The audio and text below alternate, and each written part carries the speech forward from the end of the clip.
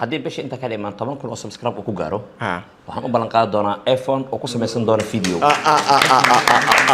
waxa soo dhaweyneynaa youtuberka qofka hada 00 marka waxaan idinka codsanaynaa si wada jir ah taageerayaasha armaheena taageerayaasha alfa taageerayaasha yaanita taageerayaasha AMK dhammaan qof walba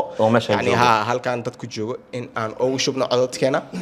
socdaal especially team 27 insha Allah waxaan idinka codsanaa hadduu muuqaalkan idin soo gaaro in aad channel kulaalkeena subscribe asaarto community-geena taag soo aragtay waa kuma ahsantahay insha Allah okay ana mid kale ballanqaad kale aan sameeyay haddii bishii inta ka dhiman 10,000 oo subscribe ku gaaro waxaan u ballan qaadi doonaa iPhone oo ku samaysan doona video